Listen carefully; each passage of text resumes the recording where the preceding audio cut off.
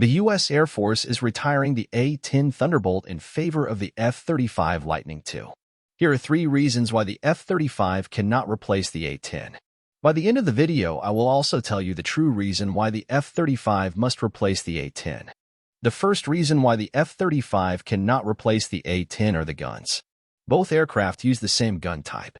The A-10 uses a 6-barrel 30mm rotary cannon, while the F-35 uses a 4-barrel 25mm cannon. Both guns operate at almost the same rounds per minute. In case of the A-10, the gun fires 3,900 rounds per minute. The F-35 gun fires at 3,300 rounds per minute. Both aircraft use the same gun type, with almost the same caliber of shells and roughly at the same firing rate. But why then is the gun in the A-10 better? It has to do with the amount of ammunition both aircraft can carry. The A-10 carries 1,174 rounds against 180 rounds for the F-35. Let's make the calculation. For the A-10, 3,900 rounds per minute equals 65 rounds per second. It takes the A-10 18 seconds to fire its 1,074 rounds. With 3,300 rounds per minute, the F-35 fires 55 rounds per second, 10 less than the A-10 gun. But with only 180 rounds aboard, the F-35 depletes its ammunition bay in 3 seconds. Pilots are trained to fire in short 1 to 2 second bursts in order to prevent the gun from overheating and to conserve ammunition. An A-10 pilot can thus perform between 9 to 18 gun runs before all ammunition is spent. The F-35 pilot, on the other hand, can perform between 2 to 3 gun runs before he needs to get back home to rearm and refuel.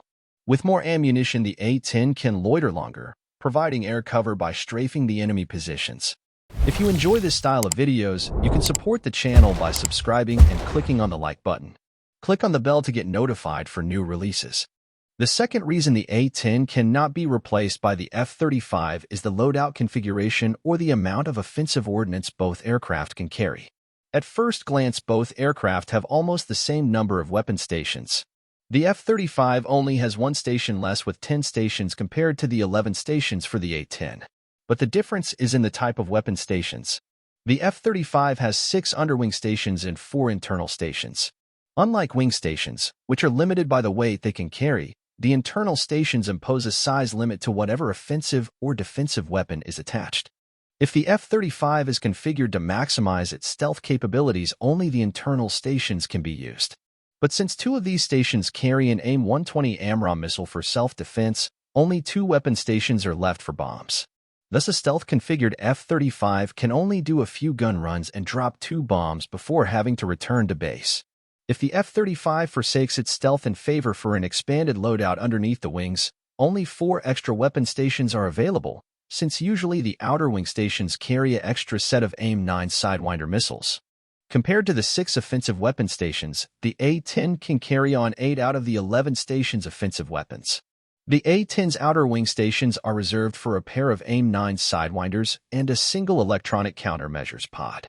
That leaves 6 wing stations and 2 fuselage stations free for offensive weapons. The central fuselage station usually carries a reserve fuel tank.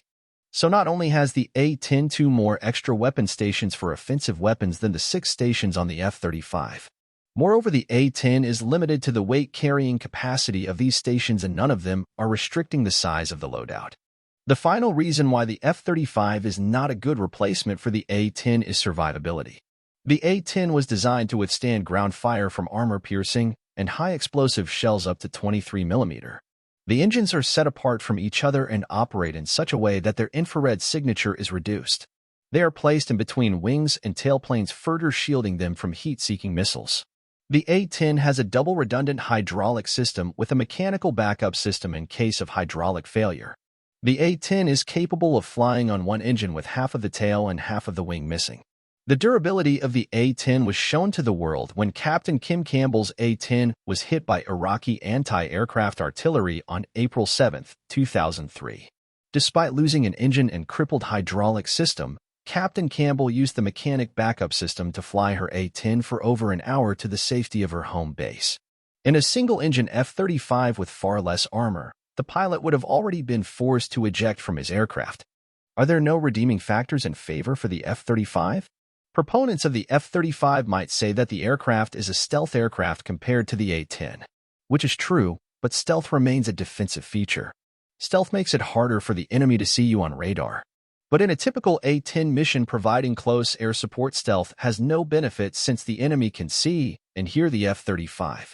One of the biggest threats during close air support missions are the man-portable shoulder-launched surface-to-air missiles. But unlike the A-10 engines, which are space apart and shielded by the tail and wings, the hot F-35's engine exhaust is easily visible for a heat-seeking missile. Its stealth capabilities might protect the F-35 on the way to the target, but once engaged in air-to-ground combat, stealth becomes useless. Another argument put forward by F-35 proponents is that the F-35 is better suited to operate in high-threat environments. With this, they mean to say that the F-35 is better at protecting itself when enemy MiG-29s and Su-27s are still roaming around, challenging the Air Force for air superiority above the battlefield. They might also point to the war in Ukraine, where aircraft have it difficult to survive in an environment where surface-to-air missiles and anti-aircraft artillery are readily available. Again, this is true, but ignores the fact that the Russians launched their air and ground offensives simultaneously. The last time the U.S. fought against a similar strength enemy was during the Gulf War in 1991. And even then, before the ground war started, the U.S. and their allies conducted a lengthy air war to ensure they had total control of the skies, and only then did the ground war start, with the A-10s providing air support. If you need to conduct close air support missions in a high-threat environment, you have not gained the essential air superiority in advance and clearly failed in the planning of operations. If the F-35 is not an improvement on the A-10, why is the aircraft then pushed as its replacement? The F-35 was born out of the Joint Strike Fighter program in the 1990s. The first prototype flew in 2000, while the first production aircraft rolled off the assembly line in 2015. This project took so much time and money that the only way this could be justified was by deploying the F-35 in as many roles as possible, even if the aircraft was not designed for that role and can never excel in it. But the biggest victim here is not the taxpayer who foots the bill for this lengthy and expensive development. The real price will be paid by the soldiers on the ground who rely on the F-35 for ground support. But at least they will have a front row seat to watch the F-35 drop his 2 bombs before heading back home to rearm. Thank you for watching. You can follow these links if you want to see more military aviation videos.